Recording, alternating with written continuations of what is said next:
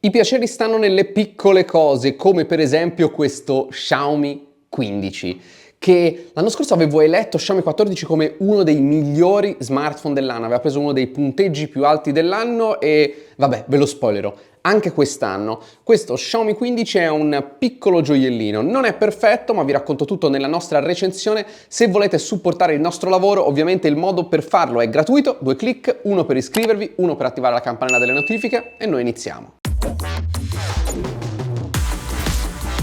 Non ci può essere una bella recensione senza un bel unboxing, allora andiamo a vedere cosa c'è dentro questo Xiaomi 15. Abbiamo una confezione in cartone che contiene il cavetto, ancora una volta USB-A, USB-C, e vi dirò poi che appunto questo è perché l'alimentatore poi ufficiale di Xiaomi è USB-A, e poi questa coverina grigio scuro che si nasconde il design dello smartphone ovviamente, ma lo protegge anche moltissimo. E poi a concludere il tutto ovviamente il nostro Xiaomi 15. E fa un po' ridere che uno smartphone così sia compatto, però lo è perché lo standard ovviamente ad oggi è ampiamente più grande di così, quindi scopriamo la qualità costruttiva e il design di Xiaomi 15. Eccoci qua davanti al nostro Xiaomi 15. La prima cosa che ho pensato guardando la prima volta è: ma questo è uguale allo Xiaomi 14. Poi l'ho preso in mano e ho detto no, è leggermente diverso e anzi è un po' meglio. Cos'è che mi ha colpito? Mi ha colpito questo profilo che ora ha questa curvatura, il metallo va a curvare e poi quindi ad avere sostanzialmente la stessa angolazione del vetro opaco, che tra l'altro non trattiene per niente le impronte. È un po' scivoloso, ma lo smartphone è così compatto per gli standard odierni, che alla fine in realtà si utilizza molto bene. Insomma, il profilo è più curato e c'è questo, appunto, questa parte in alluminio opaca che va a unirsi qui al vetro, molto bello, molto pulito, non c'è l'emettitore infrarossi, qui abbiamo tasto di accensione e bilanciere del volume, il colore è un colore verdino, vediamo cosa dice la scatola dice proprio green, mi piace moltissimo. Connettore USB-C, speaker, microfono, carrellino per la doppia nano SIM e completamente pulito sul lato sinistro. Questo smartphone ha dimensioni, come dicevamo, relativamente compatte, 152,3, 71,2, 8,08 mm, insomma si tiene bene in tasca, si tiene bene in mano, è un piacere. Quando una cosa è così ben costruita e delle dimensioni giuste è veramente comodo. E tra l'altro purtroppo non ho un 14 con me, ma secondo me il gradino della fotocamera era un pochino più pronunciato sull'altro smartphone, purtroppo non l'ho qui con me appunto. 191 grammi di peso, IP68, quindi resiste ad acqua e polvere, molto molto bene da questo punto di vista. Per me è uno dei migliori smartphone in assoluto dal punto di vista estetico e costruttivo. Lo metterei insieme a S25 e a iPhone 16e. Su questo punto di vista, e cosa hanno questi tre smartphone in comune? Che sono più compatti degli altri e sono, se vogliamo, anche un pochino più essenziali nel design. E poi la sua scheda tecnica, perché a dispetto di altri concorrenti, qui le dimensioni più compatte non vogliono dire più rinunce dal punto di vista di scheda tecnica, anzi è una delle schede tecniche più interessanti del panorama Android. Mettiamolo da parte per parlare della sua scheda tecnica. Abbiamo qui un processore Snapdragon 8 Elite, quindi il top del top per i sistema on chip al momento, 3 nanometri, processo produttivo, frequenza massima degli 8 core 4,32 GHz, processore grafico Adreno 830, 12 GB di RAM, l'unico taglio disponibile, esiste anche un 16 in Cina, ma non da noi, è LPDDR5X, quindi memorie molto veloci, mentre invece per la memoria interna 256 e 512, UFS 4.0, quindi anche queste memorie fulminee, senza possibilità di espandere l'SD come da grande classico. Ottima la connettività, e quando dico ottima dico veramente ottima, connettività 5G, Wi-Fi 7, addirittura Bluetooth 6.0, l'unico altro smartphone in cui l'abbiamo trovato è il fratello maggiore 15 Ultra. C'è il chip NFC, c'è il GPS a doppia banda, c'è la dual SIM fisica e la eSIM virtuale, e a questo ci aggiungiamo un eccezionale sistema di vibrazione. Una delle cose che mi piace di più è la vibrazione di quando lo smartphone si blocca, sembra proprio che un lucchetto abbia chiuso un qualcosa, un circuito, insomma veramente molto bello. E a questo aggiungo il lettore di impronte digitali che è ultrasonico come sul 15 Ultra. Finalmente qualcun altro oltre Samsung e non mi ricordo chi altro, pochi altri, hanno implementato l'ultima generazione del lettore di impronte digitali che Qualcomm in teoria propone con tutti i suoi sistemi on a chip. Quindi velocissimo, eccezionale hardware e rispetto al 14 che sotto torchio scaldava un pochino, questo sì, diventa caldo ma non come il 14, quindi la gestione energetica di questo Snapdragon 8 Elite si conferma ancora una volta veramente notevole. Smartphone piccolo, quindi anche display un po' più piccolo, ma veramente al top e vi spiego tutto. Parliamo del display, apriamo il Play Store che è il mio trucco per farvi vedere più bianco possibile, per fare mettere in risalto i bordi che come vedete sono leggermente forse più alti che larghi, non lo so, comunque c'è una buona simmetria di questo pannello, tra l'altro più che altro il pannello arriva molto vicino al bordo, è completamente piatto, c'è una buona pellicola preapplicata, l'ho veramente maltrattato, scusate Xiaomi, mi dispiace, e mi si è graffiata tutta la pellicola e ringrazio quindi per una volta io che non amo le pellicole il fatto che la pellicola questa volta ci fosse. È un 6.36 pollici, 1.5K, ovvero 1200x2670 pixel, è un LTPO OLED, quindi con refresh rate variabile fra 1 e 120 Hz, quindi va a variare in modo fluido, non soltanto 60 o 120, quindi non solo alta fluidità ma anche alto risparmio energetico. Supporto all'HDR10 con una nuova luminosità di picco di 3200 nit, che è la differenza rispetto allo scorso anno perché le altre specifiche sono praticamente le stesse.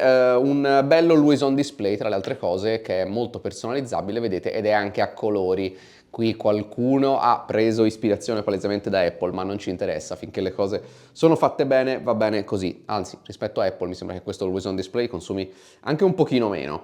Insomma, per me il pannello è super promosso, è veramente uno dei punti forti, se non fortissimi, di questo smartphone. Dal punto di vista software, qui abbiamo l'interfaccia HyperOS 2 personalizzata di Xiaomi, basata su Android 15. L'azienda promette 4 nuove versioni di Android, quindi fino ad Android 19 e 5 anni di patch di sicurezza. È un valore buono, ero stato decisamente più critico su Ultra che costa anche tanti soldi in più, costa praticamente un 50% in più. Qui sono un pochino più gentile nel dire che sì, ci sono aziende che fanno più aggiornamenti, però diciamo che è un valore giusto che ci può stare per uno smartphone del genere. Ma adesso vi racconto tutto. Vi parlo del software e lo farò un po' più velocemente perché vi rimando alla recensione di 15 Ultra dove analizzo un po' tutte le funzioni AI. Abbiamo la scrittura AI che si attiva premendo questo tastino in qualsiasi campo di ricerca quando si va a scrivere, l'interprete AI, i sottotitoli AI che sono una bella idea implementata così, ve ne parlo appunto nell'altra recensione, un buon livello di personalizzazione, forse non il migliore ma comunque molto buono. Abbiamo un po' raccolto, Xiaomi ha raccolto un po' tutte le voci in questo menu, always on display come vi dicevo prima che è decisamente, non mi ricordo più, eccolo qua, personalizzabile, eccolo qua, quindi si può tranquillamente personalizzare oppure far sì che segua la schermata principale, effetti delle notifiche, effetti del lettore di impronta, il terribile carosello di sfondi, no vi prego, sfondi dinamici generati tramite AI e poi abbiamo la buona modalità ad una mano di Xiaomi che si attiva che così, altrimenti dall'altra prospettiva mi era molto difficile attivarlo. Vi dico due cose che non mi fanno impazzire. Intanto le proporzioni delle icone che sono o molto grandi o molto piccole. Devo dire, per essere uno smartphone piccolo sono veramente piccole queste icone. Potete giocare con i DPI, potete giocare con la dimensione delle icone, ma non sono mai riuscito, proprio come sul 15 Ultra, a trovare un formato secondo me veramente piacevole. E l'altra cosa sono il massimo 3 notifiche. Questa è una cosa della HyperOS 2, che è la personalizzazione di Xiaomi, che io veramente non capirò, che se andiamo qui su notifiche potete scegliere fra nessuna, una o massimo 3. Non vi dico che ce ne debbano stare 10 perché non è che ce ne stanno 10, però 4, 5, ci stanno 5 notifiche.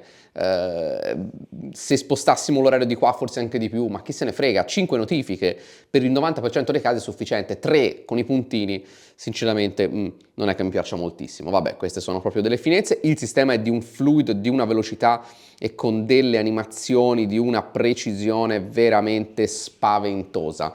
Su questo punto Xiaomi veramente brava. Collaborazione con Leica anche sul piccolino, 3 fotocamere da 50 megapixel, una principale f1.62, una tele 2.6x f2.0 e una grandangolare f2.2, mentre la fotocamera nel foro frontale per i selfie è da 32 megapixel. Andiamo nell'interfaccia di scatto, eccoci qua, classica per Xiaomi, con tutti i livelli di zoom, anche qualcuno in più, questo 2 e questo 5 sono dei crop della principale e della 2.6x, con qui il tastino per aprire tutte le funzionalità aggiuntive, passaggio fra foto, video, poi abbiamo modalità pro, ritratto e su altro tutte queste appunto altre modalità. Da qui potete comunque interagire con questi comandi, potete passare tra un Leica autentico e un Leica vivace, l'autentico è un pochino più vintage se vogliamo, c'è la modalità scatto movimento, ma andiamo a vedere come vengono le foto. I sensori non sono i sensori del 15 Pro, ma secondo me non ci sono smartphone, non dico di queste dimensioni perché la frase finirebbe lì, non ci sono altri smartphone così, o quantomeno ce n'è veramente una manciata. Ma anche alzando un po' la diagonale del display non ci sono smartphone di queste dimensioni che fanno delle foto così. Grazie Xiaomi per aver utilizzato 3 sensori all'altezza, appunto non necessariamente quelli del 15 Ultra, ma comunque molto validi, tutti da 50 megapixel. Peccato solo, faccio questa nota, che lo zoom sia un 2.6x, mi pare che fosse 3 o 3 qualcosa l'anno scorso, si è scelto un rapporto di zoom leggermente diverso, ma veramente bene, cioè fa veramente delle belle foto, le state vedendo. C'è coerenza fra i sensori, al buio la fotocamera zoom perde un po' di fedeltà in termini di colore, ma rimane comunque una buona fotocamera in termini di qualità, è buona la grandangolare, è buono uno smartphone buono per i ritratti. La selfie cam è ok, anche se è forse la cosa più debole, è una 32 megapixel fuoco fisso che viene dagli scorsi anni e sinceramente forse ha un po' stancato, ma le foto le state vedendo, insomma è uno smartphone che mi è piaciuto veramente tanto.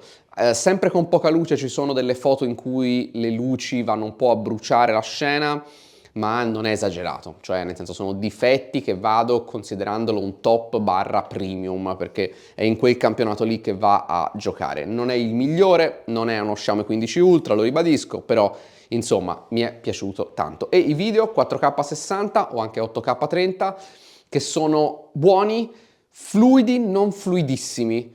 Insomma, c'è qualcosa che si può ancora migliorare, però ecco, comunque sono dei video da top di gamma. E qui siamo nel nostro gioco, devo dire audio stereo buono, non il migliore in assoluto, ma si difende.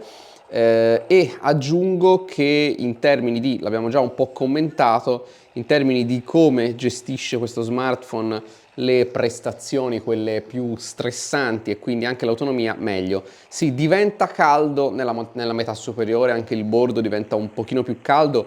Sicuramente ci sono due fattori. Uno, che questo smartphone, diciamo, spinge molto sull'hardware. Non è uno di quegli smartphone che ha uno Snapdragon 8 Elite, ma poi lo usa con parsimonia. No, non è proprio uno di questi. FPS, tra l'altro, a 120 con ray tracing attivo. Qui mi stanno sparando contro e cerchiamo di evitare un po' di colpi che mi stanno arrivando. Chissà se per una volta riesco ad arrivare davvero vicino al nemico. E poi c'è anche il fatto che ovviamente, però magari no, niente, va bene, mi arrendo, faccio schifo. Ray tracing, dicevo, è quello che c'è anche da aggiungere, che comunque è un corpo più piccolo, quindi meno spazio per la dissipazione, però ray tracing, dettagli al massimo, è tutto maxato, infatti qui c'è Graphics Max e neanche un frame perso, quindi veramente molto bene. La batteria, allora non ci sono indicazioni tecniche che sia una silicio carbonio, però mi viene da dire che visto che le dimensioni sono praticamente identici, ma la batteria è abbastanza più grande, secondo me è silicio carbonio, non lo so, vabbè, non è importante. L'importante è che sia da ben 5240 mAh, decisamente più capiente degli altri smartphone di questa dimensione, ma la cosa che più mi sorprende non è tanto la batteria, che tra l'altro da sola con questo processore vi fa fare un giorno e mezzo, notevole, è che in uno smartphone così compatto, con questa batteria, si sia riusciti a inserire la ricarica rapida a 90 watt e la ricarica rapida wireless a 50 watt, che vi dico, non sono due cose, perché uno pensa spesso, vabbè, non la mettono per risparmiare, ma sono anche due componenti, sia tutti quelli necessari per la ricarica rapida che soprattutto quelli per la ricarica rapida wireless, che occupano spazio e qui di spazio non ce n'è. Quindi incredibile che Xiaomi sia riuscita a fare questo anche su questo smartphone. Ed eccoci arrivati alle conclusioni. Allora, non è uno smartphone perfetto. Mi verrebbe da dire che il punto un pochino più debole è il software, non che abbia dei veri difetti, però ci sono delle aggiustature o delle sbavature che magari possono essere aggiustate appunto con degli aggiornamenti futuri. Ma finisce qui perché tutte le altre considerazioni sono positive. Questo smartphone è probabilmente il miglior smartphone in assoluto in questo formato compatto, ma è uno dei migliori in generale perché tra le altre cose quest'anno, grazie anche al processore, grazie alla batteria più capiente, grazie alle ricariche che rimangono fulminee, questo non è lo smartphone compatto che lo si compra sì però l'autonomia, no, perché qui l'autonomia non è assolutamente un problema, siamo vicinissimi alla pari anche con altri smartphone che sono grandi molto più di questo Xiaomi 15 e poi hardware al top, display al top, fotocamere molto bene, insomma avete capito, questo Xiaomi 15 anche quest'anno mi è piaciuto veramente tanto. Brava Xiaomi, secondo me questo è il vero gioiello che l'azienda dovrebbe portare in trionfo. Certo, Ultra è più iconico, è più particolare, quindi di sicuro rimarrà il prodotto più chiacchierato, ma il vero gioiello dell'azienda, secondo me, ce l'ho qui in mano. Ah, ma non vi ho detto i prezzi.